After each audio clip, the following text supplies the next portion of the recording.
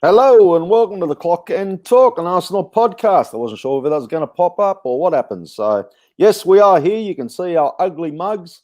It's very early in the morning. I haven't even done my makeup yet. Tony, how are you, buddy? Yeah, this looks a bit different, doesn't it? It does, mate. I can actually see your You can see my excitement. I can see your little angry attitude over there. Exactly. And you can still hear the dog. Some things never change. It's coming home. Always. Always is, always will be. Euros, that's what we're here to discuss. And what an opening weekend it has been. I'm just going to adjust this screen a little bit because you don't need a massive close up of me like that. So, yeah, Euros, mate. What a look. The first game, the opening ceremony, it pumped me up. You know, Turkey v Italy. I said it in my predictions. Italy for me was the dark horse, and I know it's Turkey, but a lot of people have come out and said Turkey was their dark horses. What was your thoughts, buddy? Yeah, obviously I had Italy as the dark horse as well. And as you said, a lot of people have been going on about Turkey. I thought they looked terrible. And look, you have to give Italy some credit, but I thought Turkey looked really disjointed. I thought they looked all over the place, really. They never really had any threat. But look, they were essentially away. They were in Rome on the first match, so we'll give them some leeway. But yeah, Italy looks strong. We'll see. Do you think? Look, and being the first game, you know, and it's a convincing win for the Italians, 3-0, but a lot of people, even including myself, were pretty excited, and the Italians were very excited. Obviously, coming out of a 3-0 victory. Do you think it's a little bit over the top? I mean, we've not had too much here, like as in people saying they played well, which they did. You can't deny that, but it's not like people are going, "Oh, they're now favourites." Yeah, They got a win against a Turkey team that had looked good in qualifying and had some standout wins. And I think that's it. I think they're probably getting the right amount of praise. Sort of, they look good, and I'm a big believer in if someone does something well, give them the credit they deserve, and I think that's what happened. I don't think people are going too far. Did you watch the, obviously the opening ceremony and all that stuff? Not all of it. Obviously, I know they had the opera guy whose name has escaped me, and then the little car. But yeah, I'm not really big on ceremonies, to be honest. I think I only had a little glimpse of it. I just before the game, I don't even think it was a massive. I don't even know how long did it go for because it only seemed like a 10-minute little quick thing on the TV. Yeah, I mean it's a weird one because usually it's like an introduction to the country and these are going to be your hosts for the next however many weeks. But with it being all over the place, it was like you can't tell me about all of the 11 host cities. Especially I'm not going, so I don't really care about Italy and Rome, and it's just I mean, they're called ceremonies for a reason, and that's what they are. They don't add anything or they don't take them away, really. It's not like, in the Olympics where they introduce to all the athletes and stuff. And I mean, it takes long because they introduce every athlete, but it's like, I mean, they're doing something. There's introductions. You're getting to know who's participating. With football, it's like when you go to, I know the Champions League final does it, the Europa League final does it, and they try and do a little 20-minute thing before, and they have a singer of some form, and it's just no one really cared too much, did they? No. The second game in was, and this surprised me a little bit, Wales v Switzerland. It finished a 1-1. It was always a bit of a tough one for me to choose, and you guys have seen me in the chat. I've been throwing out my tips for the games, and I've been winning some good money, but not on this game because I thought Switzerland would be much better than they were. Switzerland are such a weird team because I don't feel like they're ever good, but they get the results, which is crazy. Yeah. I mean, their performance, you never look at them and like, wow. But yeah, I mean, look, I think they, on the balance of play, they probably should have won. They probably deserved to win, but they didn't. I don't know, didn't create too much. And Bolo decided to play about 5 minutes before half time for about half hour, and he looked like a world beater. Mm. Um, I did but see him trending after the game too. yeah, he played very well, but it was look, you'd probably expect Switzerland to win. I think the odds were pretty close. Like all three teams were in and around 3. I think. I mean, not all 3. Obviously, draw Switzerland and Wales. They were all. I think they're all above evens. I know that. Group A, has it changed your? After seeing the opening games, I think Italy will remain up top. Has it changed any of your thoughts with the other 3 now? No, because I can't remember what I said. I think we said Turkey. I'm pretty I'm not sure sure because I remember saying with Switzerland, you kind of never know with them because they always have a knack of, as I just said, they don't really play well, but they get the results. Yeah. It's a difficult one. I don't like reading too much into the first game because obviously Turkey have played the best team in the group. If they go and smash Wales 4-0 tomorrow, then everything looks different. But the same, look, I wouldn't be amazed if Switzerland go and get another draw against Italy. Like that's the type of team they are, isn't it? They never concede many goals, and they're difficult to play against. The Wales team, I don't know. I obviously know a few of their players and things, but other than that, I don't know. How they go about setting up and things. I noticed they bought on David Brooks late. I would have thought he'd be nearly a starter. Well, the way they play, and his name has escaped me, which is really annoying. The striker plays for Cardiff. His name's gone from the one that scored. Moore, is it? Kiefer Moore. Kiefer Moore, so they use him as a target man, and then they use Bale and Dan James either side for the pace for any flick-ons, and then Ramsey just like in front of him as a kind of 10. So if he brings it down or knocks it backwards, Ramsey's there to create. And then if he flicks it on, Bale and Dan James obviously both very quick and run in. Whereas Brooks is, I think, technically, especially Dan James, he's technically better, but he hasn't got that pace. So where they're more going to be a counter-attacking team, not a team that dominate the ball. Then you can see why Brooks misses out. I mean, that's why. Yeah. He's also had a horrible time with injury as well. His name always comes to mind, because I know Schwinn's talked about him forever and a day, and over the years of doing this podcast, so I tend to have a look at him, and that's possibly why I thought, oh well, he's not even starting. That's bizarre. So, who we got in the chat? Evening, Russ. How are you, buddy? And MAA Gunner, how are you, champ? Where are we at now? We got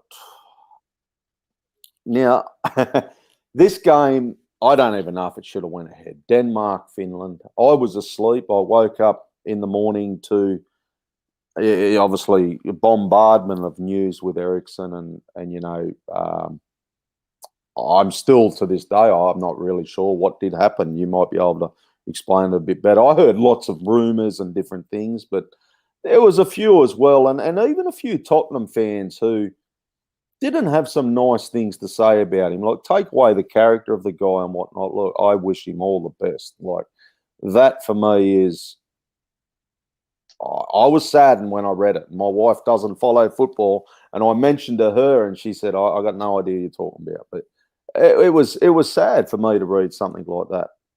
Yeah, look, I mean, even if I hated the guy, like I don't, but even if I did, yeah. You hate him in a football sense, you don't want to see that with anyone. Like, probably Dele Alli is the player I hate most. Yeah. But I don't want to see that. Like, I don't even really, I hate even seeing players injured, like bad injuries. I mean, if someone pulls a hamstring when you're at a game, the opposition, you might go, hey, but like leg breaks and serious injuries, even then, like, even if I hate the players, they're horrible. I don't want to see them. I don't want anyone to ever get injured. So something like that, which is way beyond football anyway. It's not even an injury. It's life and death. It's just, there's no like rivalry or anything. It's another human. And yeah, that's right. Yeah, that's how I see it. I mean, to be honest, I didn't watch the game live. I was out on Saturday night, and obviously because all of my friends and then I've got like betting groups and stuff, they all know me as the guy that watches loads of football and goes to loads of games. So they didn't know I wasn't watching the game. So I was just getting missed calls, messages. What's So going on? yeah, because I was out of a group of people I haven't been out with for a while, I didn't want to be on my phone all night. So I Yeah. just check every now and then, and I sort of saw the headlines, and then sort of checking my phone a bit more often. I've still actually not seen it back because I don't want to. No, I don't want to watch it back either. I So I've actually not seen. I've seen obviously still images of him lying on the floor and the Denmark players surrounding him. Images of his missus crying in the stand, which is a disgrace. Whoever decided to film that. But yeah, the actual him going down and whatnot, I've not seen it, and I don't really want to. But we've got the seemingly good news now that he seems to have the all clear. He's still in hospital. They're just doing tests to see kind of why it happened. But it seems like they one of them things, like they can't really find a reason. But he's healthy and he's talking and walking and what was it? A heart attack, Tony? Did you hear? Yeah, cardiac arrest. Yeah. Yeah. I that's what I was reading, and I wasn't overly sure. So, I did see a bit of the ITKs, well, the bigger ones. I don't know. They must have been tweeting somebody. Who's that other guy who reports? The Italian bloke. Fabrizio. Yeah, Fabrizio. He must have tweeted something out too, and that somebody, one of the Arsenal blokes, he was having a shot at him, saying it was for views and likes and stuff. And I thought, oh, geez, this is getting out of hand, isn't it? Yeah, look, there's no point scoring when it comes to something like that. Like, it's just, as I said, it's life. It's not like as much as big as football is, and it is huge to all of us or most of us. Yeah. Like, life comes before it. I mean, and you know that better than anyone. Do you think the game should have went ahead? You know, it's a weird one. As I said, I was out, so I was kind of reading updates and whatnot, and they was all saying that the Denmark players requested for it to go ahead, and then Ericsson had said that he wanted it to go ahead, and the players sort of followed his wishes. And now it's coming out that they were told basically if you don't play, you forfeit the game and lose it 3-0. So they felt like they had to play. Yeah, okay. I don't look. If that's the case, that's a disgrace from UEFA as well. Especially it's like today. There wasn't a 2:00 game, so it's not even as if they could have just moved it a couple of days and there wouldn't have been a clash. Yeah. Then they may have had a shorter turnaround, but I'm sure they would have preferred that than going out on the pitch not knowing if their mate is dead. As horrible as it is to say, I was trying to explain it because I'm like you. I have the guys who follow me tips and things, who punters groups and things like that, and I'm known as the football guy because obviously, I do this podcast. I watch loads of football. So I'm similar, getting lots of messages and things. And I at the time, look, I'll be honest, I had Denmark to win this game and win it comfortable. everyone did. Yeah. So I said afterwards that it's not an excuse. I just don't think it should have gone ahead. Like, imagine, even if I didn't have a bet on it, imagine how them guys felt running out on that field for that whole 90 minutes playing. Like, you're in the wilderness. Like, even in the sheds before the game, you're sitting there thinking, shit, what's happening? Like, it's got to be the worst feeling to be be unknown. Yeah, I completely agree. And as I said, we can say some of these things thankfully because he's pulled through and whatnot, but it shows like a month, 6 weeks ago, UEFA was we're all about football. We do the right thing for football. But as soon as it starts messing up their TV schedule, it's like, oh, like, fuck humanity. Like, yeah. I mean, we're doing it for the fans. We don't want a Super League because of this. And I'm not saying they were wrong, but it's funny how quick it's changed from we're all about the good of the game to fuck everything else. Like, as I said, I don't think, look, if the players did strongly come out and say, we want to play it, like, in his honor, isn't the right word. We're doing it for him or something. We want to play it in respect to him or whatever. In honor or fair whatnot. enough. Honor. But forcing them to play is a bit rough. Bit rough.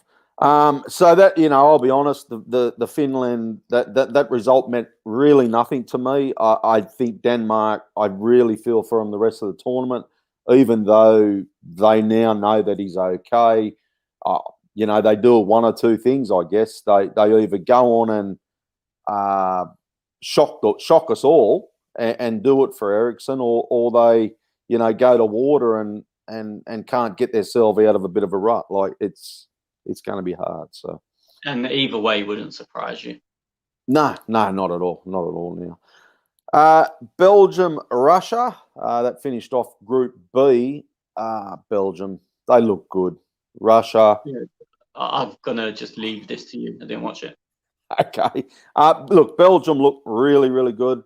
I expected a goal from Russia. I really did because, but then Lukaku is on, and I've mentioned it a few times through this opening rounds of the tournament. He is on beast mode, this bloke. Like, he at the moment is unstoppable. It's not the Lukaku you've seen at Manchester United. Like, I haven't watched much of Inter this season, but people do tell me he had a really good season there as well. So, yeah, he's one to watch for this tournament. And I said it in our predictions, Belgium are the team. They've got the easy route, I see.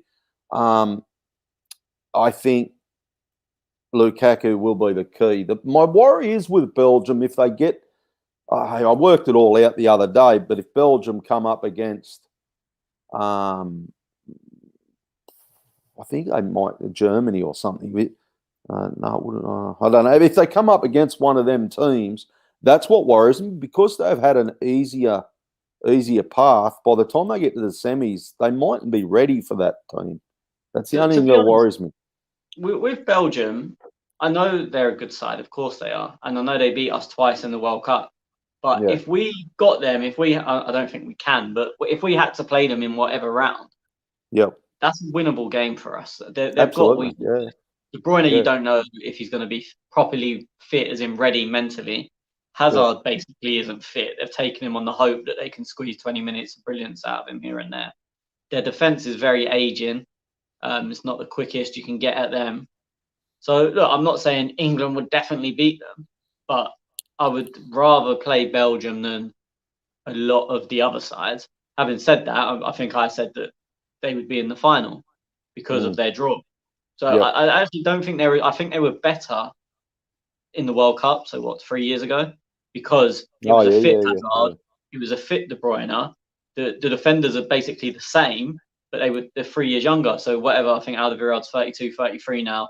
He was 30, and Vertonghen, I think, is 35. He was 32. And time waits for no man. And it's almost, I feel, as it's I don't want to put pressure on them, but it's Belgium's tournament to lose. Like, it's their last chance. Yeah.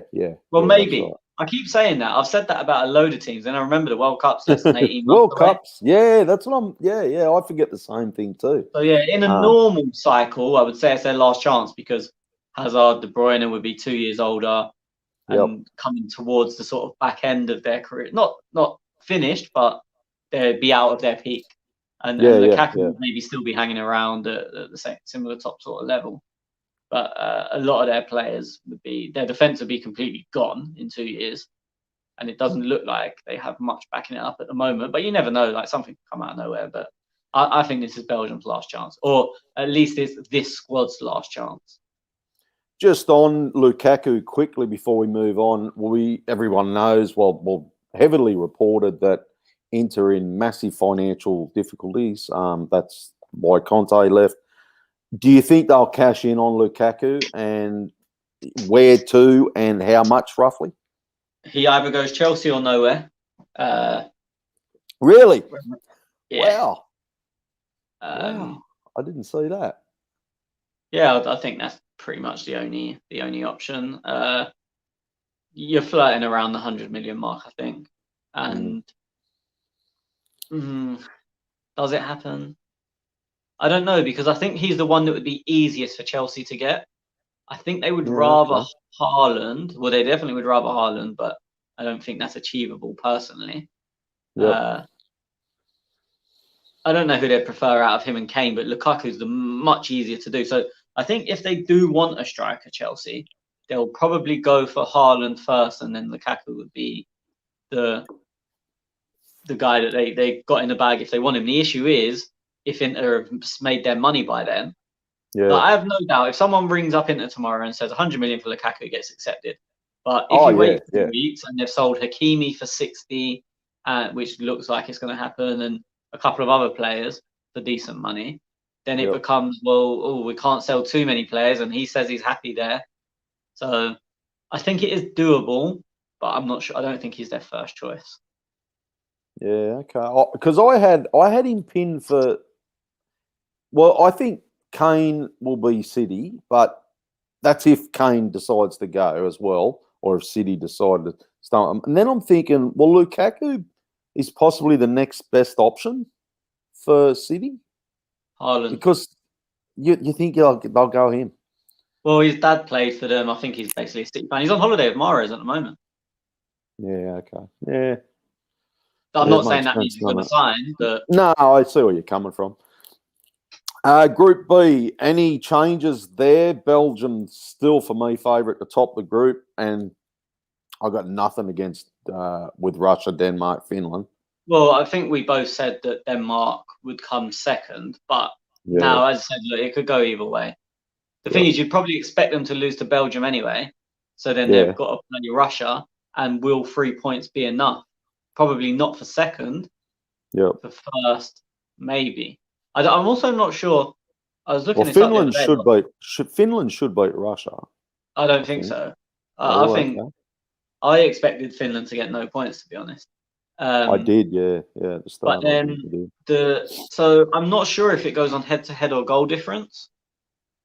Okay. Because that could change things. Because if Finland and Denmark obviously both end up on 3 points, then Finland would be ahead of Denmark because they beat them. So. Yep. It's going to be interesting. Where are we up to? We jumped to Group D. Why have we not done C? I don't know, because Group D played England, Croatia. You guys played before Group C. Did you? Oh yeah, we had but we were so we had the one game and then they had their two, and then we. The times are throwing me. That's what it is. The time zones. No, it's not. It's not. So we played Sunday morning, and then Group C was Sunday afternoon and Sunday night, and then our other game in our group was Monday morning. I don't know why they've done that. Okay, I think it's because they're both those cities. Because we was at home, we was at Wembley in Scotland. We're playing in Scotland. Yeah, right. Okay, well that's awesome. We'll continue on. We'll go to Group C because Austria and North Macedonia. Now I know absolutely nothing about North Macedonia. But if anything's to go off, when I watch this game, this is what I like about these tournaments, right? Is the fans were behind them. Even though they lost the game, they're happy to be there. They are happy as pigs in shit that their team scored a goal. I think at one stage it was 1-1. Yeah, it was. Yeah. So it was just great to see. But yeah, obviously Austria got the better of them and they beat them 3-1. Look, North Macedonia aren't shit. They've got, they're a decent side as a whole. But Alioski plays in the Premier League, starts every week for Leeds. Pandev has been about forever in all of the top leagues, and he's always scored goals. I'm not saying he's scored 30 goals a season everywhere he's been, but his name always pops up on score sheets, sort of wherever he's been. Yeah. And then, I'm just thinking off the top of my head, but they've got a couple of other players that you've heard of that are playing in Bundesliga, Serie A. They're not, look, in terms of the name, they're football minnows, but they're not a joke team. Having said that, I expect them to get no points, but they're not. I don't expect them to go and lose 7-0 to everyone. Like they're going to be in games. Mm-hmm. They I'm just trying to think. So Ukraine. I was just thinking who was off. Ukraine and Netherlands. That's right. Yeah. Yeah, I don't know, mate. I think, I'm still... Austria has shocked me a little bit, I'll be honest. And I'll talk about Netherlands-Ukraine. Now, that game was possibly the most boringest first half, but the most exciting second half. Did you watch it? I thought the first half was good as well. I think it's been the game of the tournament by an absolute mile. I know it was 0-0, but I think after 5 minutes, if it had been 2-2, no one would have said anything. Like, it was just, I suppose not boring as in terms of football ability and things, more of goals and stuff, I guess, is oh, what. look, I mean, it was 0-0, Yeah. but there was chances at both There ends, was and good chances, yeah, yeah. I thought it was an excellent game. I thought it was a really, really good game. I had Netherlands to win it, but I'll be honest, I didn't expect Ukraine to hit the back of the net twice. They're not a bad team. No, they're a decent team, and I think they'll probably feel a bit disappointed because when you look at them and you look at their star men, Malinowski, the one that plays for Atalanta, I think it's Malis something, isn't it? But I think I'm pretty sure it's Malinowski. He basically didn't turn up until about 70 minutes in, and he started playing, and they got their 2 goals.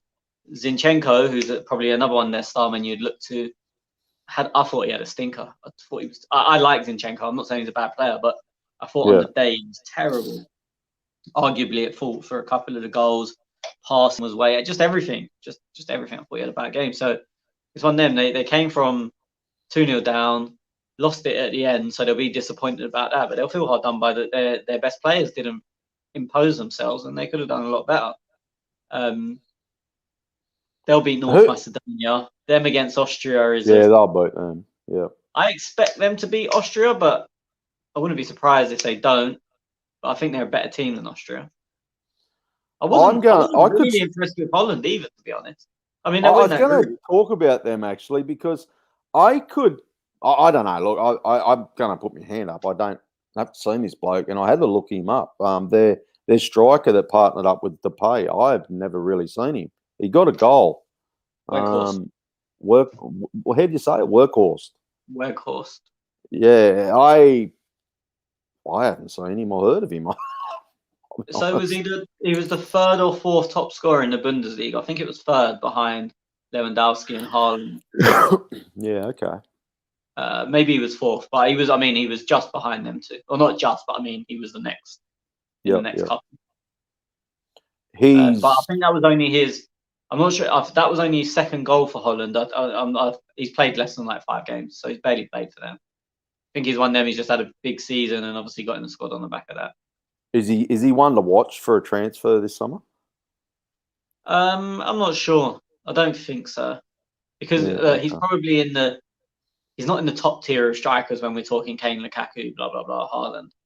Yeah. And then you look at maybe the 2nd or 3rd. Like, look, maybe a team like West Ham. I'm not.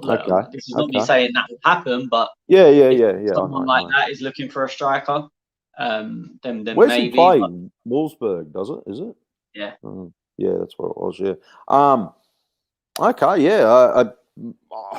And these are the tournaments, and I forgot about it when we were doing our predictions because I always look back at the World Cup with Rodriguez, and I didn't know how to put it in the category. Remember, it's like not a young standout player, but that surprise, and I forgot all about it. But and it wasn't until I looked at his name actually after he scored, and I thought, who the bloody hell's that? And people are going, fucking blah blah blah. I don't watch Bundesliga, so I'm not going to sit here and say I know lots about it. But he could possibly, maybe be one of them players. If he scores a couple of goals, teams might look at him. Yeah, I mean, but they always say you should never sign a player on the back of an international tournament anyway, because so many people do it for their country and not perform elsewhere. But it's difficult with someone like him because he had a really good season. The reason I don't like them shocks or surprise players is because it's going to be different. Like, we watch a lot of Premier League, so we know how good Jack Grealish is. But your average La Liga fan that probably maybe just catches Premier League highlights every now and then probably only watches the big teams. If Jack Grealish comes and plays for England exactly how he's been playing for Villa, they're like, fucking hell, who's this guy? Like, to us, that wouldn't be a shock because for me, it's on ability, he's arguably England's best player, or in the top 3. Yeah, we watch him week in, week out. So, do you know what I mean? So, Colombia fans before that World Cup would have told you James is amazing. He's gone to Monaco for X amount of money. He'd already been at Porto. So he'd been about. Yeah. And he was like one of because of a dodgy deal, he was one of the record signings in the world at the time. But he was, we ignored it because it was dodgy. Because him and Moutinho went to Monaco from Porto at the same time, and one of them had a release clause or a sell-on fee or something. So they paid 70 million for the two of them, but it was like 69 million for James and 1 million for Moutinho. Yeah. Okay. Yeah. So, like, do you know what I mean? He was so in terms of the Colombian fans would have been like, well, why is everyone surprised he's had this? Yeah, we've watched him for years and things like that. Like Tim Cahill, we all knew he was a superstar in Australia.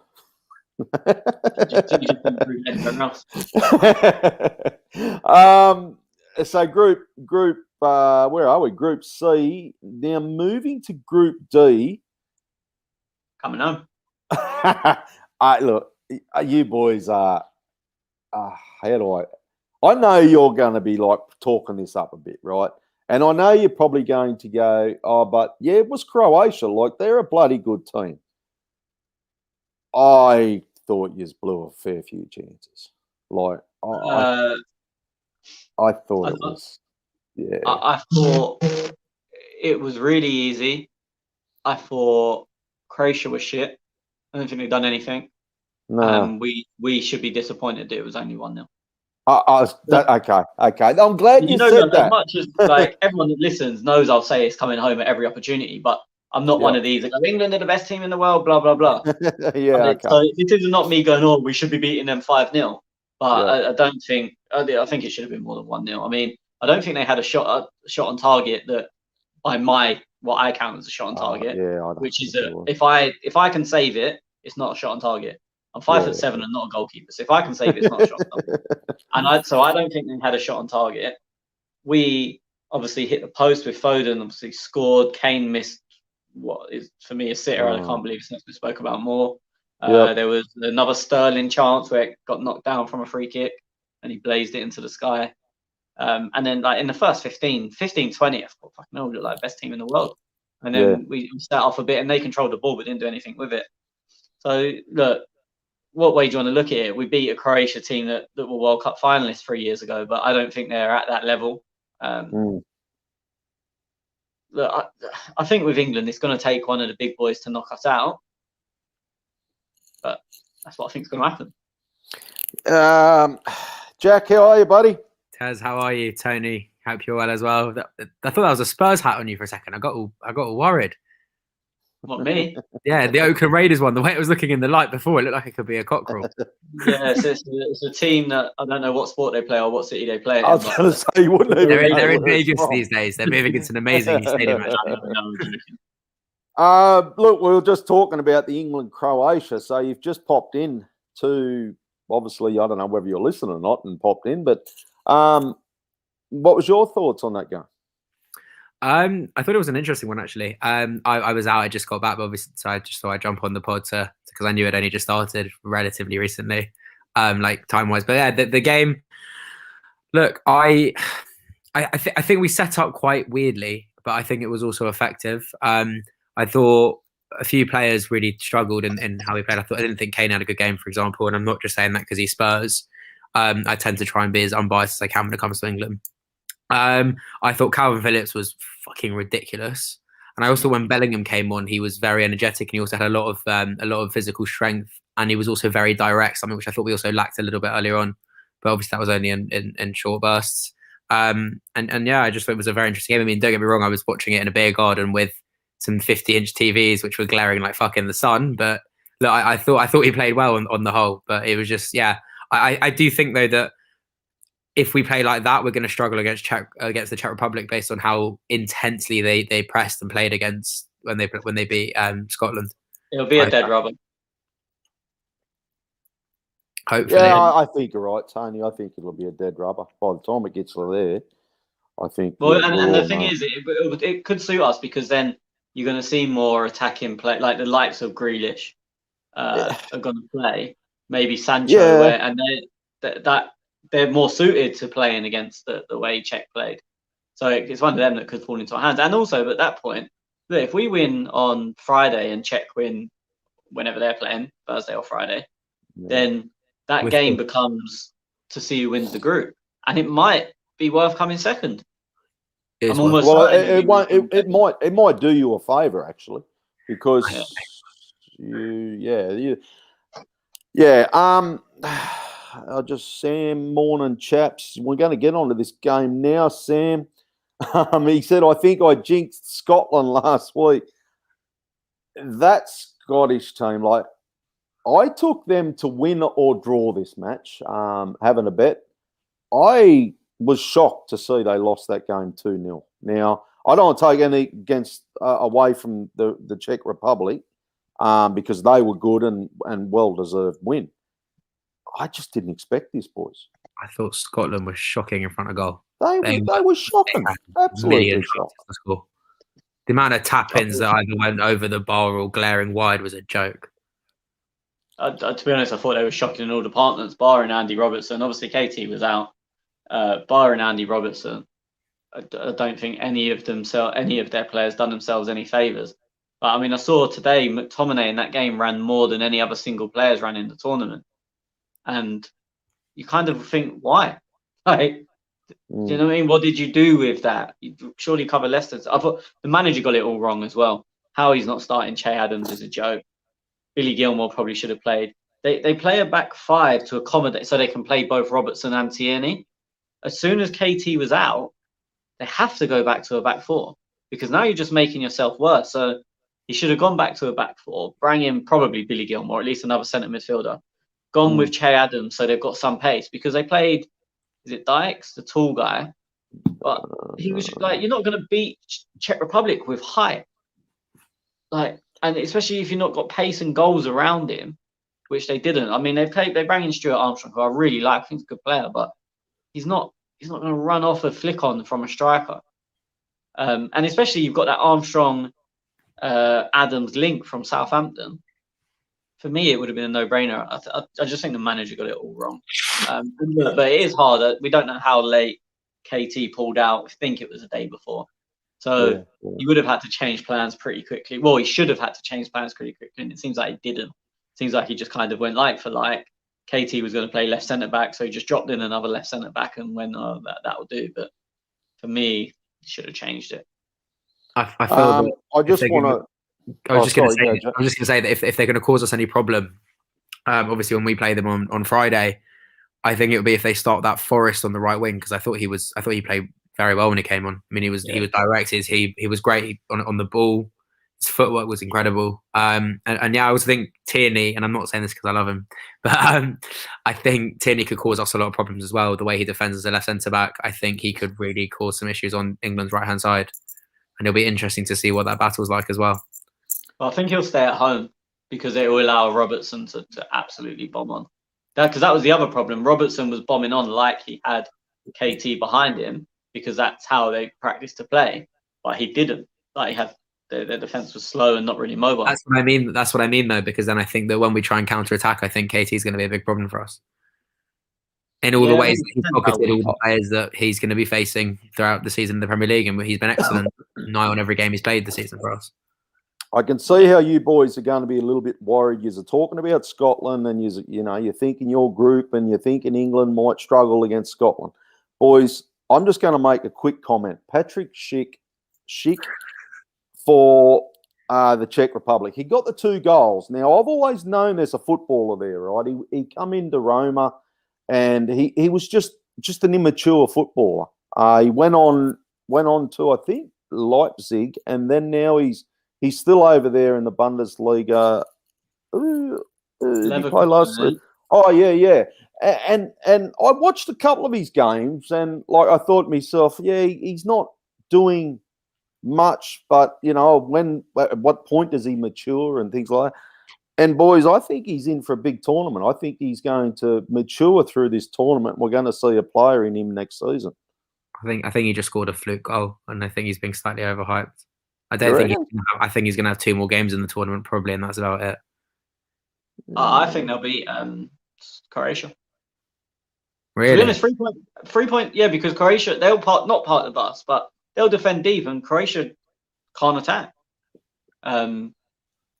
So I think they'll get at least. Look, you think they only need a point from their next 2 games, and they're definitely through. They might be through even if they lose their next 2 games with the system of. That was a massive 3 points for them. Massive 3 points. Huge, because now 1 point definitely gets them through. Yeah. no points could get, like, I mean, look, Portugal won the last Euros. They only got 3 points in the group. They didn't win a game. So, but I wouldn't be surprised at all if I actually expect Czech to take something against Croatia. Whether they win or draw, I expect them to take a point. On styles, I'm not saying they're as good a team. The players are obviously nowhere near as good, not even the same league. But stylistically, I think it's a very bad game for Croatia. Honestly, I mean, look, both finishes are very good. The second's an absolute joke. I was going to say, like, that second goal, how could you, like, It's a bit I lucky. thought that was amazing. It's goal. Look, that's goal of the tournament. Just wrap it up. Yeah. Yeah. But look, I mean, look, it's hard to say because it's one of them games where he didn't really have to do much, but what he did do, he done very well. So Yeah, but that's what you expect from your striker too, isn't it? Like, no, but what I'm you going to expect say that is, from a striker. well, no, but we've got every time he was required to do something, he'd done it well. Are people now expecting that every time he gets the ball, he's going to do something good? Because that's not going to be the case of anyone. Like, no, it won't be. No. but that's what I'm saying. That's where the expectation seems to have gone because he done everything. He just had one of them days. Everything went for him. Like, that's the second goal. If that goes slightly over or slightly wide, do you know what I mean? You go, good effort, whatever. It doesn't matter if it goes. Do you know what I mean? You can miss that by a mile. Yeah. Remember, he had one of them days where it went for him. And look, I'm not trying to take away from him. The finish is crazy.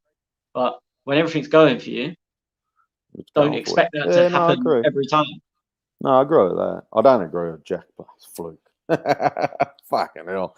Give yourself an uppercut, buddy. You're just worried that you're going to come up against him and he could be the end of you boys. He could be the pack it up, it ain't coming home. It's hard to say that one win puts us already through into the knockouts. Possibly. I don't know. Possibly. Where are we? Group D. Now, I've got to go back because the way they fucking did this is weird. No, we've done D. Done D. So we're E. On to E. Done D. Yeah, but they played. Did they play E the day before? No. No, D. Okay. E was yesterday. Spain, Sweden. Yeah. Poland and Slovakia. Awful game of football. I didn't. Look, I didn't watch this. However, I will just add, right? Lewandowski is one of the best strikers in the world. He is brilliant. There was a lot of criticism and the groups that I go across and things like that, look, they didn't win. He let them down, I'm not going to break it to you, lads, but he doesn't get the service at international level. You can't score without the fucking ball. So, but this is the difference. Like, I don't want to play as a Tottenham player, but Kane, if he's not getting service, has other things to his game. Who else are you thinking of? Number 9, Benzema. If he doesn't get service, he'll come short. Like, you look at all the 9s who you're putting in that top bracket. Lukaku even. Yeah, and Lewandowski is better. He's better than he's better than all them. Yeah. But they can do something about it if the ball's not being given to them on a plate. Whereas Lewandowski clearly struggles. So I understand the criticism, because especially if you've not seen him a lot. If you're just hearing Lewandowski's better than and all of them guys, but you've not seen him, and then you see him play like that, you're gonna be like, the fuck? Like, yeah. So I understand the criticism. But I think it's probably just come from not seeing him. I wouldn't be betting on him for an anytime goal scorer. That's, I guess, where I'm getting at. Where a lot of people I know lost money, and I'm coming from a punting perspective as well, because this goes out to a lot of my punting guys. Listen to it. I'm not betting on him to get an anytime goal at all. I know he will score. Don't get me wrong. He probably scores one in maybe every 3 games if you look at his stats. But I'm not putting my money on him at $3 or something. Well, it's difficult now because you've got Spain who are going to starve Poland of the ball, so you think he's not really going to get any service. And in Sweden, it depends what they do, because again, the way they defended against Spain. Yeah. They defended. Saying that, had Lewandowski played for Spain, he would have scored about 300 goals on Monday night. Oh, exactly. Who was that? Who was that young Spanish winger? Pedri. that was just putting balls in for fun. Oh yeah, Pedri was unbelievable. Yeah, yeah, Jesus. yeah, Who's he was play good. for? Yeah, Barcelona. Quality. yeah, Pedri, yeah, Basel. Okay, we'll move on to the Spain Sweden because same group. Morata is. What the fuck do people see in that? Does anyone rate that bloke still? Just- Signed for Juventus today Fuck. on loan. Oh, I was gonna Wasn't say. he already at Juventus? No, he was back at Atletico, but he's on Juventus. I read a stat that and I was trying to rack my brain around it. They were saying 5 clubs have spent over 160 million pounds in transfers on him. Now I'm thinking Chelsea 60. Atletico twice. Juve. How much did Atletico spend on? I think that when they got him back from Chelsea, it was It was a big transfer. it was a lot more than it should have been considering his form. And then when they brought him the first time, because did he go? He went somewhere and he had an option. I can't remember. Did he go out on loan and then done really well, and then Real Madrid had an option to maybe buying him back? So I think Real Madrid might be one of the teams. I think it was at Juve. Yeah, so he went Crazy, to Juve, done well, and then Real Madrid had an option to buy him back. They didn't want him, but they brought him back and then sold him for more, like straight away, I think. Or maybe he was there for the season and went. I think I'm remembering that right. Mate, he's. I couldn't think of another striker worse than him. I can think of loads. I can't. He's got to be up there. He's got to be the worst. Marouane Who would you want, Eddie Nketiah or Morata? Probably Eddie. Probably Eddie, to be honest. I do see your point, though. I do see your point. That's not me saying he's good, but saying he's the worst. I know, yeah. So I'm just going to go back through comments quickly. Just a quick question for these Euro pods.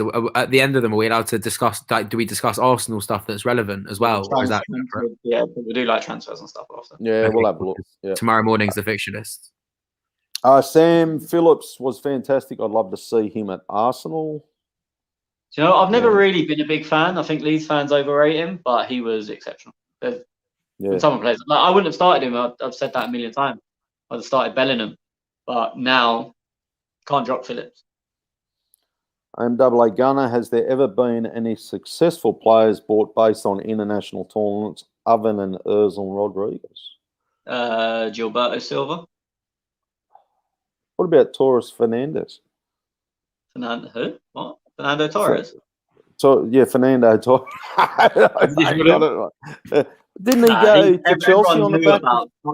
Everyone knew about Torres since he was about 17 years old. Yeah. Who else? Who'd you say? Gilberto Silva. Oh yeah.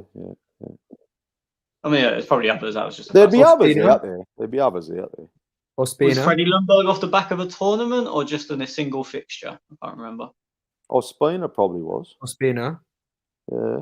Yeah, I mean, I wouldn't really say that was a Won a cup for Arsenal. Ospina. Yeah. I mean, look, There'd be hoops. Yeah. I remember the last World Cup? There was Alexis. Yeah. No, I mean, Alexis at Barcelona. No, he was at Barcelona. He signed in 2014 World Cup summer. No, it was World Cup summer. Oh. Yeah, he wasn't like, who the fuck's this guy? Like Gilberto Silva, no one knew who he was. It was just a guy turning up. Brazil had fucking Ronaldinho, Rivaldo, Ronaldo. And then there was just this guy wearing number 4 or whatever he's wearing that no one heard of. True. Oh, do you know who was for like £3 million? It's just this. No one knew who he was. A flop one would be Golovin. Yeah, but he's gone to Monaco. Oh, yeah, there's a couple of Russian players, and then Everton bought that. Everton bought one, didn't he? On the back of Russian World Cup. Not on the back of the Russia World Cup. I don't think they did have a Russian before Bilyadet. I've butchered that name, so I'm not going to say it again. Yeah. I mean, you could argue. I'm not going to say much because I butcher every name. Yeah, you could argue Arshavin was off the back of the Euros, but then people did know about him because Zenit had a good run in Europe. So it's like it's what you're talking about. How unknown is unknown. But there's definitely been players that have been successful from from a tournament. Sam still talking Phillips. I wouldn't be signing him based on the Euros, but what he does for Leeds never going to happen though. Anyway. Well, I think he played a bit different. He was a lot more progressive for England, pressing higher up. I think Leeds, he kind of sits the base of the midfield. He plays more the role that Rice done for England. It's the first time I've seen him play like that. And as I said, he was very good, but it's one performance. I'm not going to say anyone should go and get a player on one performance, but I mean, he was man of the match by a million miles. No criticism. MWA Gunner finished second means England will play second in Spain's group. Who would you want in that group, boys? Yeah, it'd be Sweden, I think. Sweden. Yeah, that's winnable. Rick says John Jensen. Player board off the World Cup Before or my Euros. time. Yeah. Not saying you're wrong, but before my time. Okay, Group E, any shocks there, boys? I'll be honest, Spain kind of shocked me a little bit, but they are without. I'm not going to say they haven't got a striker. Morata for me, he's going to cost Spain. They need to play Moreno, and also I think they're a bit. They say they've changed, but they're the same old arrogant Spain. They'll pass the ball a million times and do nothing. Like, there's been a lot of criticism about having Adama Traore in the squad, and I understand it. But if you're going to have him in the squad, that is the game where you use him. Yep. If you're not going to use him, then just let him go on holiday. Like, stop wasting everyone's time. Mm-hmm. I was a bit shocked, I guess, because of the manager. Like Enrique, you know, we've seen him at Barcelona. He's that free-flowing attacking football, and he turns up to Spain. I expected a more attacking style from him, but is it because they're lacking the attacking ability? Yeah, I know. No, same old Spain. They think if they keep the ball enough, then a chance is going to come and they're going to score. And look, against most teams, they're probably going to be right. But a team with a bit of a spirited defence, you're going to struggle. They're more suited to playing against teams that are going to come and try and play against them for sure. Because you're not if they play a Germany aren't going to park the bus. They're going to be chasing the ball, and then there'll be more space. Sweden let them have the ball. So then there was no space to work in. And as I said, Spain didn't change it. I thought Sarabia changed the game when he came on because his delivery was very good, but it was just too little too late. Sweden, they're like obviously the first going into the tournament without Ibra, but I think they might lack goals there too in this tournament. I don't know. I think Isak's their best player by an absolute mile, not even close. And I wouldn't be surprised if he scores a few. It'd just be interesting because okay, you can park the bus against Spain and win, lose or draw, no one says anything about it. It's kind of what you have to do if you're Sweden. Now it'd be interesting in their next games when they're a bit more open because got a lot of old players and a lot of leggy players who when the game's a bit more open, they've got to cover a bit more distance. They might struggle. And also like Isak looked brilliant hitting teams on the break because of his pace and his power.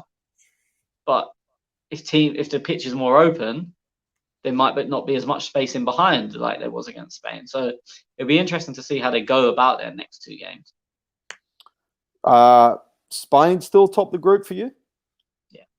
Yeah. Slovakia, they massive 3 points for them. Huge. So Spain, Poland next. I'd expect Spain to win. Yep. Sweden, Slovakia. So now this is what makes it difficult for Sweden because they have to go and win really. Because a draw puts Slovakia through.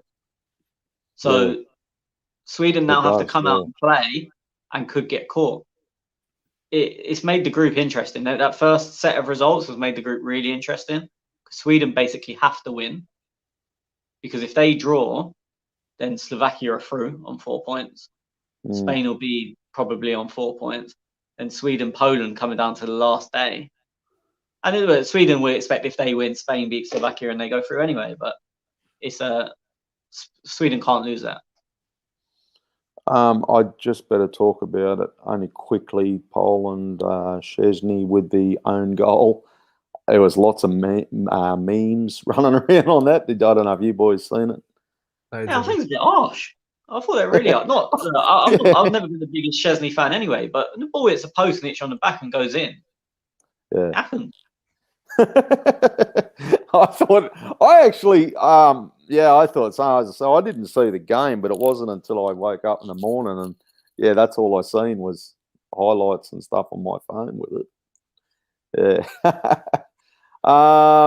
Okay, we move on to the next group. You got anything to add there, Jack, or you're good? I think Tony said it spot on. I've watched it all. I've literally watched every game since Euro started, and that group's games in particular were shite. Portugal, Hungary. I won good money on this. However, I will say I was worried because when you see goals coming out, and those who didn't watch it, okay, I didn't think Portugal were going to score. In saying that, I'll say the same thing I always say: don't back against the main man. Never ever back against him. Oh, I went for him to score. Yeah. But I went Portugal to win. I had Ronaldo to score and something else in that. But over 1.5. Yeah, over 1.5 goals. So I was looking at the 80th minute. This bet's gone. I was like, fuck. Here we go. Yeah, mate. Amazing. He is. The third goal is special. Yeah. Do you know what? It was also special to see a full capacity again. Yeah, it makes such a difference. Like, I mean, look, I know we'll probably go on to this in a bit, but I mean, as the listeners probably know, me and Tony obviously go home and away. Knowing the fixtures comes out tomorrow and seeing a full capacity again, it just kind of gives you goosebumps thinking about the promise of next season and the return of football as we've all known it all our lives, to be honest. If it happens. But yeah, I mean, look, Portugal weren't great. If you look at the team and look at the names, they look good. I don't think they're a good team. I mean, Jota was a joke. I really like Jota. I thought he was shit today. Fernandes isn't the same player when he's not the main guy. They're at the back on that side, on the right side with Cancelo out. Semedo's gash. Pepe is 100 years old. And in front of them, they've got screening William Carvalho, who's never been good enough, and Danilo Pereira, who I personally don't think is good enough. So, but then as I said, you look at the other names and you go Jota, Ronaldo, Bernardo Silva, Felix to come on from the bench. Yeah, it's fucking like Fernandes, Ronaldo, like, fucking the Rafa Guerrero. Obviously last week I said to you, they've got Rafa Guerrero, and he's like, oh, what? Like, don't know too much about him. And obviously, he goes and gets the goal today. They're a bit like what Argentina used to be like when they used to have like Aguero, Di Maria, Messi, and I can't remember who's on the left, like Lavezzi, and then they'd have like Banega behind them. Yeah, but Argentina were really top heavy. It's with Portugal, it's just the right side is really weak. Look, the other side, obviously, they've got Diaz and Rafa Guerrero. Like, they're a good team. They're a good team. However, I think they've got good players. I don't think they're a good team. Yeah. Okay. Yeah, they got good players. But I watched, France, Germany today, and I said last night when I was giving predictions and tips and things, I said, look, it for me it's a toss of the coin. You've got to have a bet on it. France, Germany, good odds. The draw was also good odds. So you've got to have a stab. For me, it was France. I won on that. However, Germany weren't bad. And then when I throw Portugal into the mix, I can see France, Germany getting the results 1 and 2. Now coming third. So Germany will beat Hungary, France will beat Hungary, but Portugal, they will get third. But I think that's about it, boys. Like, I don't know. I really wasn't impressed with Germany. Look, the game was very good. Like, for a 1-0 goal, it was a really good game. I said after 10 minutes to my betting group, this Germany team with a false 9 just doesn't work. Even when they had loads of the ball in the second half, they done nothing because they ain't got a striker. Yeah, like they don't really know what they're doing, and it's like Gnabry played as a false 9, but he's charging back because he's used to being wide. And they try and bring Werner on, who's allergic to being in the middle. Havertz tried to do it and was probably more successful than anyone else, but still not enough. I'm not impressed with this Germany team at all. Look, they're obviously a good team. I'm not saying they're shit, but that Portugal game for me is an absolute toss-up. I disagree with you on today, though. And I know it was only 1-0 with an own goal, but for me, France was the easiest bet of the tournament. They kicked off at 3. It was a fucking crazy price. They're only 5.5 during the whole fucking tournament. That's why I had to back them. I'm like, and I said to the boys, like, everyone's going to stay away from this game. I said, if you throw $100 on France at 3-1, $100 on Germany, I think they were about 330 or something. You're still doesn't matter. Germany were favourites. Germany were 2.6. Oh, they weren't here. That's what I was saying. Like it was the easiest bet of the tournament. It was easy bet. Yeah. You got to go. You had to go it. And, so Portugal, Germany. I'll just stick with you for a minute. You're thinking once again. I've got to go it. I'm Germany's corner there, but I back against Ronaldo. Absolute flip of a coin because Germany are really slow at the back as well. I mean, I don't think they should be playing a back 5. They've got the joy of wherever they play Kimmich. He's fucking unbelievable. Like I messaged in the group chat. For me, he's the most underrated player in the world. Plays everywhere well. But for me, they shouldn't be playing a 5. They're playing a 5 because they don't really trust any of their defenders. But now there's more people they don't trust. Like Hummels is done. Ginter, probably not good enough. Rudiger, average. Maybe average to good. Yep. Like then who played left? What's his name? The guy that left him at Goossens. Just nothing. Just nothing. As a Kimmich exception. Volland come on. Kevin Volland, he come on. It was shocking. Yeah, look, it's one of them. Who else was bad? Is that Emery Can? I thought he was a good player once upon a time. He's so average. They're just that Portugal game for me is an absolute flip of a coin. Is it in Munich? Not sure. But you know what? I will have a look while you're thinking.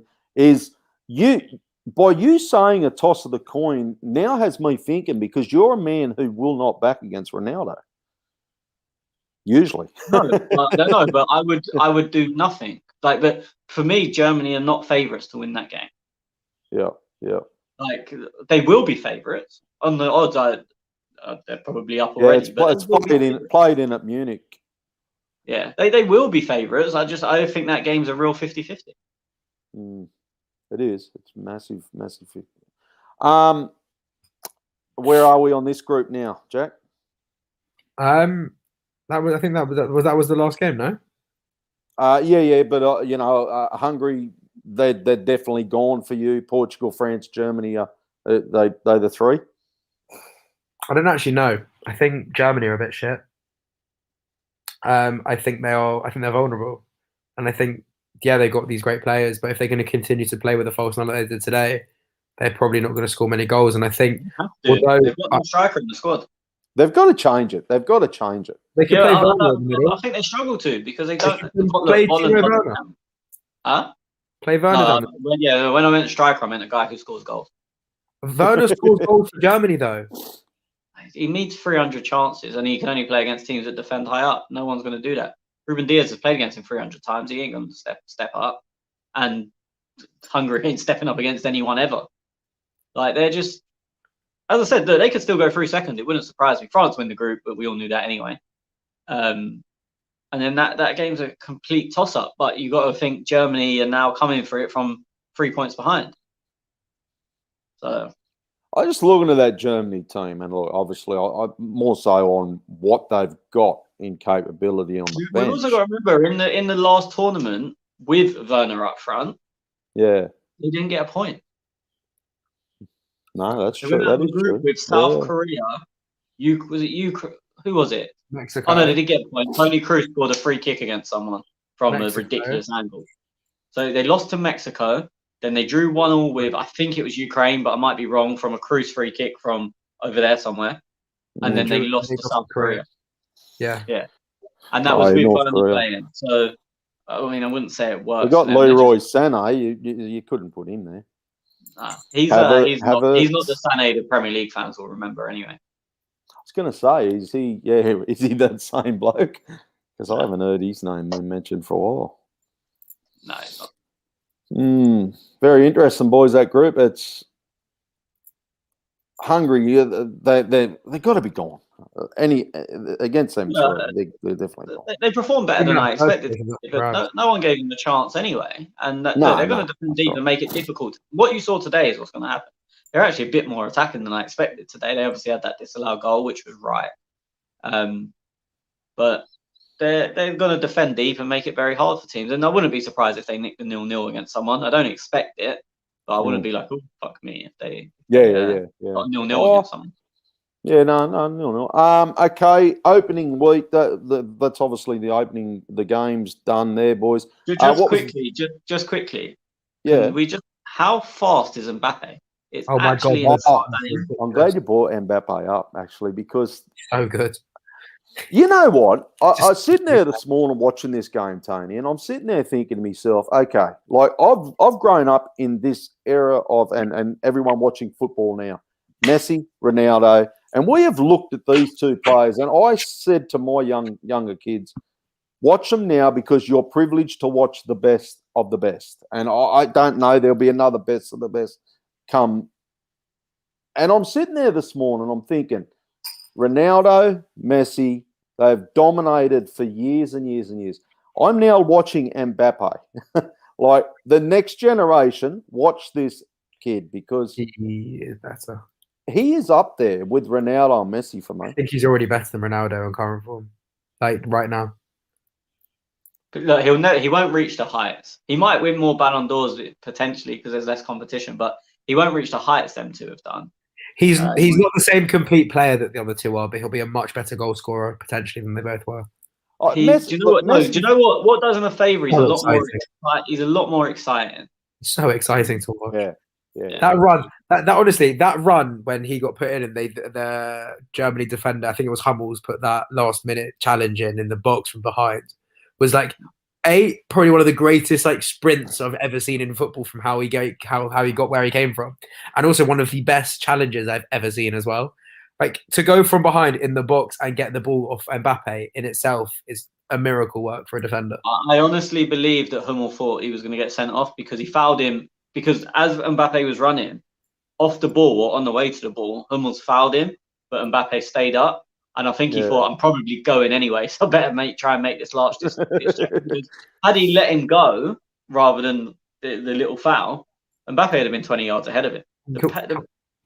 It was just stupid. He's deflected in midfield, and you just knew, even though Mbappe was 20 yards away, you knew he was going to get there. Can we appreciate the disallowed goal, the finish? That was a joke as well. That was ridiculous. That was ridiculous. Like, and you know what annoyed me? Like, okay, and I've been watching the refereeing of the game, and I'm not. It's enough. It's nowhere near as nobody could get nowhere near as bad as the Premier League. Okay, so these guys, I think it's been pretty good this year so far. There was a game, it might have been the Netherlands game. I think there was like it might have been the Italian game. Actually, there was. In the Serie A, it would have been a handball, but in this game, it wasn't. They changed the rule the week before the tournament. Okay, yeah. So the Italians were going off at it, and for me, they've stuck with their guns. But they've actually changed it to what we have or what it's supposed to have in England, because in most of Europe, it's always been if the ball hits your hand, it's handball. We don't really give a fuck. That's genuinely how it's worked in Europe. Whereas England's a bit more lenient on arm position and whatnot. So they've actually, it's basically what we see in England is what it should be in this tournament. But the Italy players are going mad because what they play week in, week out is the ball hit your hand, it's a penalty. That's it. Yeah, end of. Yep. But the rule, they wanted one complete rule, so they didn't have the Italian ref giving one thing and the English ref giving something else. So, look, I'm okay with that because they said it right. But what I wasn't okay with was how long did it take that bloke to put the flag up? I had two different people say this to me. That is the one rule I have absolutely no problem with. When it's within, look, I hate the ones where someone's 25 yards offside. Everyone does. But if he's not sure, play the extra 5 seconds. And I know people going, oh, we've been robbed of a great goal, which we have. But, I mean, he was offside. And Yeah, we wouldn't have had he put the flag up. We wouldn't have seen that great goal anyway. So you would have been robbed. You're going to be robbed of it either way. And look, I've been at, and I know Jack was there. I was at Old Trafford when Aubameyang was 15 yards onside and the flag went up. I wasn't there. Oh, okay, you weren't there. It was the Jewish New Year. I wasn't there. I was fuming. Yeah. But luckily, that rule is in play where they don't blow the whistle. So. And then fucking Benzema offside. Fuck, that cost me. Do you know what? Do you know the one thing? And I'm not saying I'm brilliant. I am, but both of them offsides, I said straight away they're offside. But when it is that like there's a yard or so, just let it go. Like just to be, I'd rather do that than they come back for it and it's like, oh, we've disallowed it, but he wasn't. They really annoy me when the linesmen do put their flag up. I was celebrating because I just seen money go into the account, and I'm thinking, and you know, I put the bet on last night. For those who aren't in the chat, I threw a bet on. It was Benzema to score, France to win, and something. I put that many. It was a 3-legger, and I don't know why I put Benzema to score. I just must have been just flicking through and went that. I actually thought Giroud would start. After I put the bet on, I thought, oh, fuck you, idiot. Like, he might not even start. But, yeah, anyway, it was an offside goal. And I think it was more I was celebrating and then realised it was offside, and it takes all that away from you. Yeah. I like taking candy off a baby. in my betting group, they were saying, oh, I hate that rule. And as I said, it's the one that I really can get behind. As I said, not when they're stupid, not when someone is so far offside, it's a joke. But both of them, especially with someone as quick as Mbappe, who it was both times, you can never really be sure. So unless you are 100% confident, just keep the flag down. It gives you 5. It's only that people are wasting time. It's 5, not even 5 seconds between them being offside and the ball going in. So you're not wasting any time. Right? I know there's people out there who compare Messi, Ronaldo, and now they're throwing Mbappe into the mix. Don't compare them, okay? Just fucking enjoy watching them because they are it's the problem we've had with Messi and Ronaldo for 15 years. Yeah, they're fucking just good to watch. They're just like, I still gobsmacked it when I watched Messi on the other day in the Copa America against Chile. I'm still gobsmacked, you know, and I see Mbappe and Ronaldo as well. I just fucking crazy. It's fucking crazy. Game of the tournament so far, Jack? Without any shadow of a doubt, and I actually can't remember who it was between. Was it? It was Holland on either the first or second day. Well, Holland and Ukraine is the answer. Yeah. Yeah, Holland, Ukraine. Yeah, we did discuss that before you come on, I think. Third day. Yeah, that was brilliant. That was fucking real good. Was that off the England same day as England game, Sunday? Yeah. Yeah, Sunday night. Oh, that was the Austria worst was game straight after us, and then that was Sunday night. Yeah, it threw me because it was it went from whatever it was. It threw the fuck out of me. Group D was before the group. The Spain group. Yeah. Yeah. So Tony, that's for you too. Netherlands, Ukraine.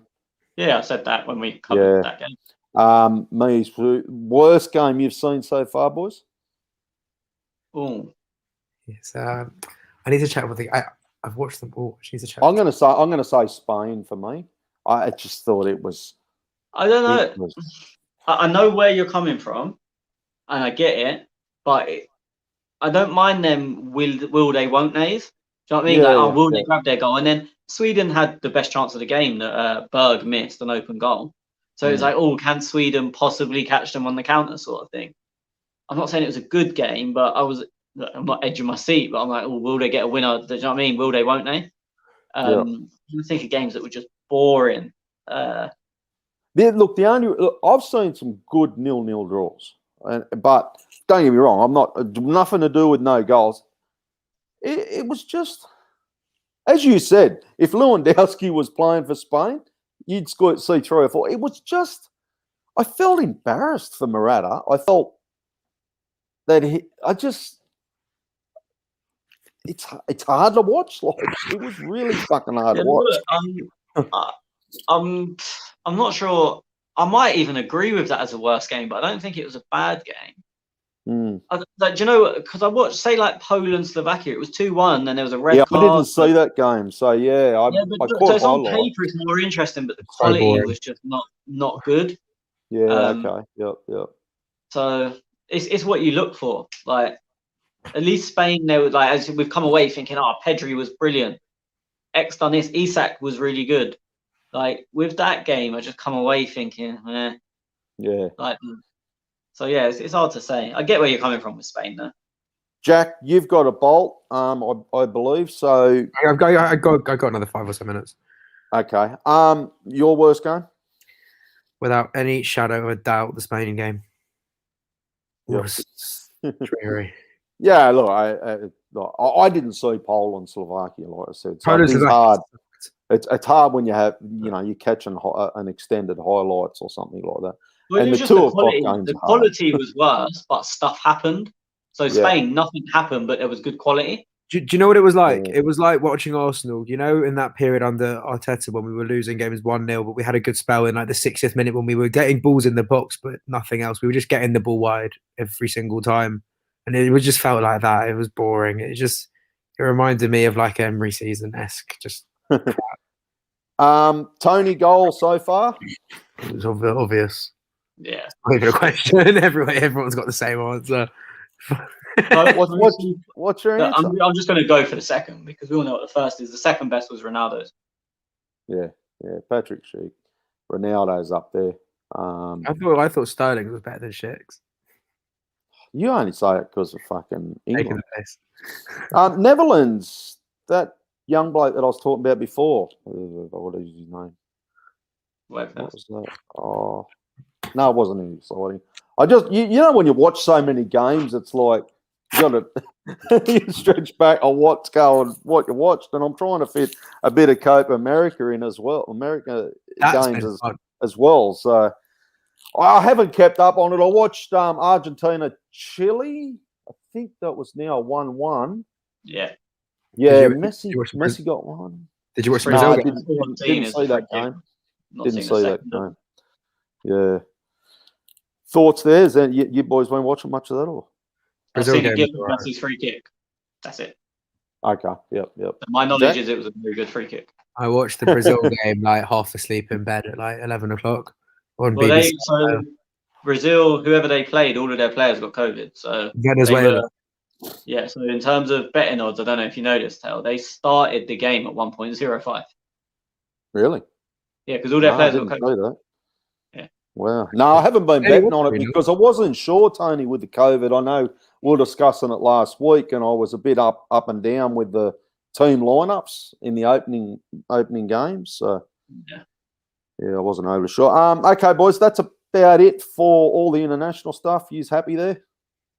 Yeah. Yep. Let's move on to a little bit of Arsenal news, Tony. I've been getting a few messages regarding Granit. What's happening with Granit? Apparently, there was rumoured about that Arsenal keep rejecting bids. Where last I heard was about 23-24, and Arsenal rejected that. Is it a rumour, or is it because he's playing international football at the moment? No, so I think it's somewhere in between the two. I think Arsenal are looking for that kind of money, and Roma keep offering 14 million, give or take. And I think it seems accepted that Arsenal will accept sort of between 18 and 20, and Roma only want to offer between 13 and 15. I think it will happen. It will get sorted.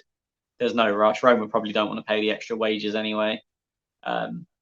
I think it will happen before the tournament's ended, and we'll get a figure closer to what we want. But yeah, I think at the moment Roma are just trying to not pay very much. What else you got? It's difficult because there's been big rumours. I think we'll go for the one that came from Ornstein because people seem to think he's the most reliable. He thinks we're tracking Ben White for between 40 and 50 million. It's got a lot of reaction on Twitter, shall we say. I really like Ben White. I think he's a good defender, progressive ball player. Is he worth 40 to 50 million? Current market, probably. Shouldn't be, but the way football is. the big issue is, and why everyone's going mad about it, is because he's a right centre back, and so is Saliba. And that causes problems. You don't want two right centre backs that you've paid a combined 70 or 80 million for. And does it mean that Saliba's not really going to get a chance for us? Is he going to go back on loan? Is he going to get sold? So it's more interesting than just the White room. In isolation, I like White. I think 40 to 50 million would probably be too much for him. But then you look at the price of centre backs now, and probably fits in, give or take, maybe a little bit high, but not too much in it. So it's a really difficult one because we don't know about Saliba either. So yeah, I don't know what you guys think of it. I can't see it happening, even though I like White, to be fair. I don't mind Ben White, but I don't know what seems to be. I agree exactly what you said, Saliba. I don't know what is going on there. He's an Edu or Emery. Who was he? Who signed him? Was it Edu? No. Or was it the Sven, the guy before? Was it? Yeah, okay. So maybe, I don't know. Maybe Arteta doesn't rate him or something. I've got no idea. Well, that's what social media has decided. Yeah. I can imagine. Jack? I was just going to say that one thing that we could potentially reference, I know it's a bit off topic, is obviously tomorrow morning being the fixture list. Oh, yeah, okay. See, is that it for Arsenal stuff? Nothing really more? There's a couple of other minor things we could go through, but nothing. No, I mean, like, in terms of discussing like what we want from the start of the season, how we kind of laid. You want to talk about the Arsenal because fixtures have been released in the Premier League tomorrow. 9 a.m. So in 9 hours and 4 minutes. Mate, I'll be honest. I look the first month. I look at it and I think as long as the first month we're not playing Chelsea, Man U, Liverpool, Tottenham all in week after week, I'm happy. At the end of the day, for me, I know you boys look at it closely because you're traveling to the games and things, but I'm like over here, I'm happy with one of the big six. I'm kind of with you, to be honest. I couldn't care less. We always get at least one big team in the first four, usually two. So last year was. Oh no, sorry, last year was Liverpool. The year before that was Chelsea, City. Yeah, Tottenham was the year before. Oh no, it was Liverpool. Sorry, it went Chelsea, City. Then the next year was Liverpool, Tottenham. Then this year was just Liverpool. Yeah. So we're always going to get one. I don't know if I'm going to be able to travel, but even that, it didn't matter because I knew I was going to be there regardless. I didn't really care who was playing because whether we was in Newcastle or Southampton, I was going to go anyway. So it didn't make a blind bit difference. So I've never really been fussed by them. Let me pitch a question to you then, Tony. We haven't been to an away game in about a year and a half by the time the season comes around. What would your best first away ground be, and what would your worst be? Best Newcastle. Yeah. Best Newcastle for sure. Because night out, all my mates will go. I can get loads of tickets, so I can take everyone and go for a piss up.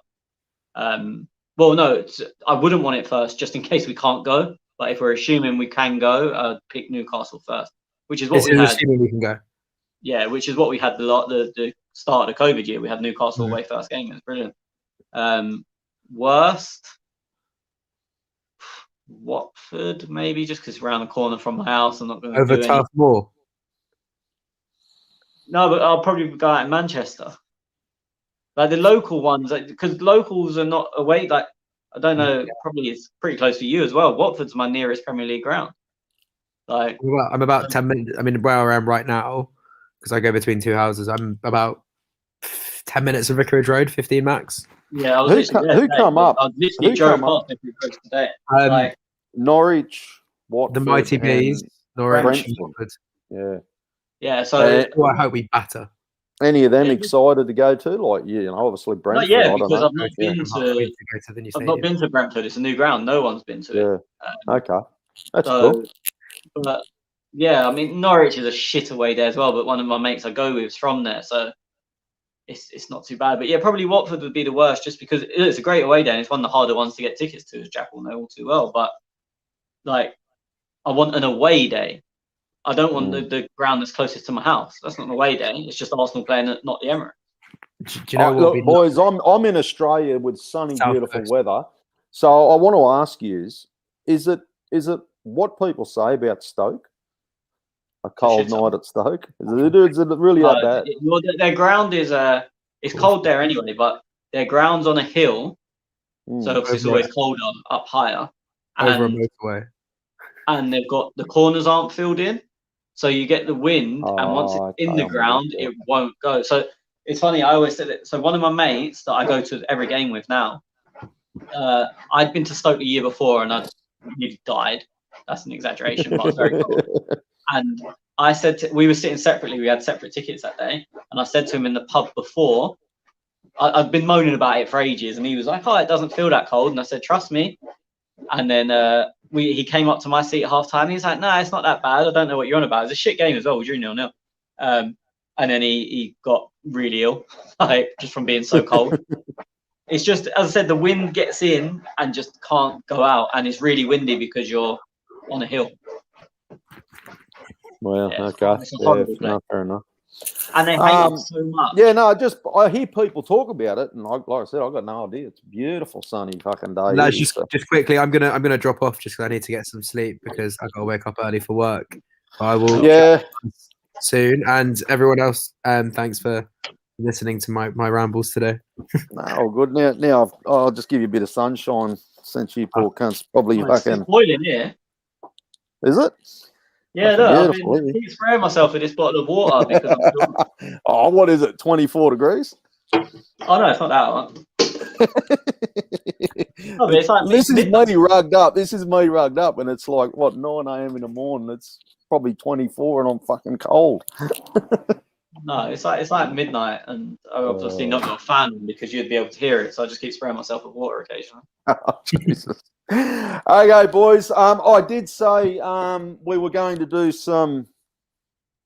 What do you call that thing on Twitter? The fucking Bases. live chats or spaces.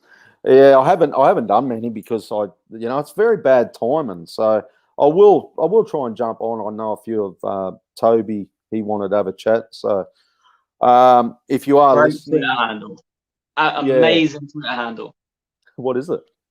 Toby or not to be? Fantastic.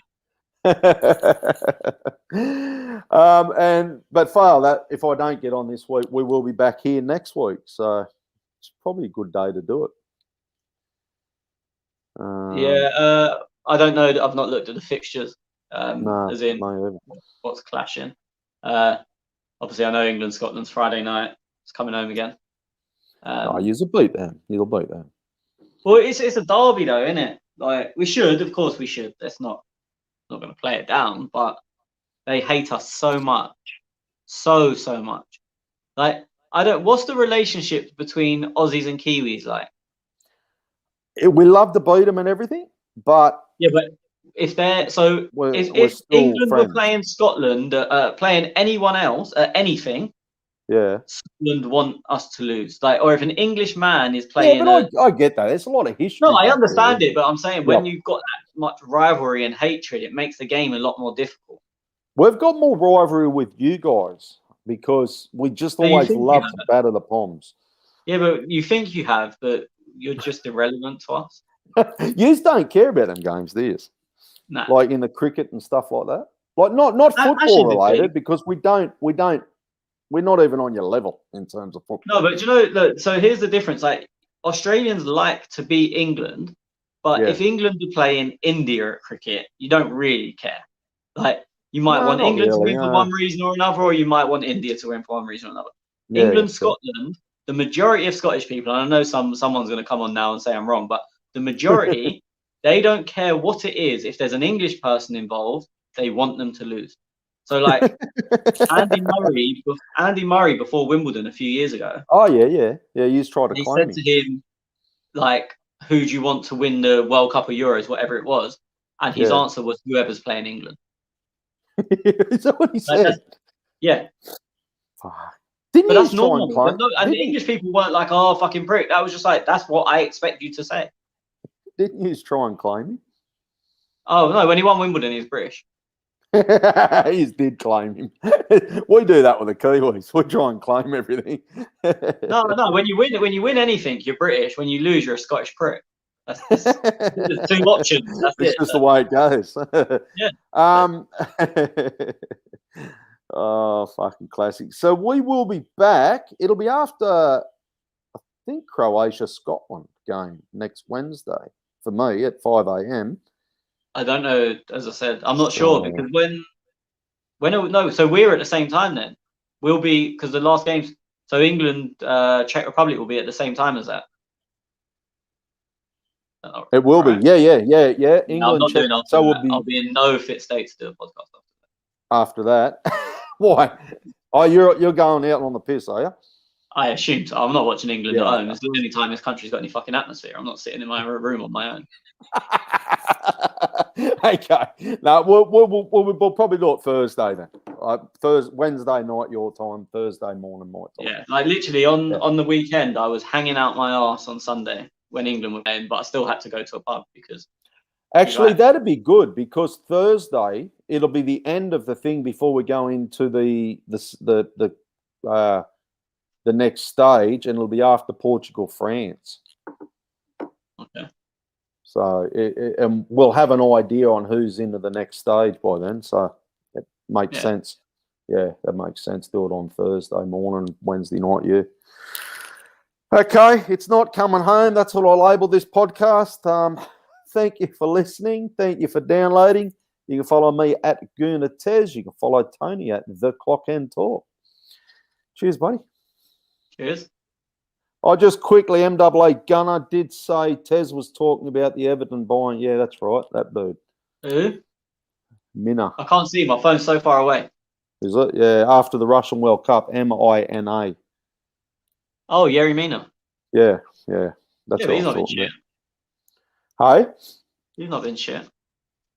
No. Remember the question after the World Cup, who bought who or something? Yeah, but he was banging on about Russians. Yeah. Okay. So, guys, cheers.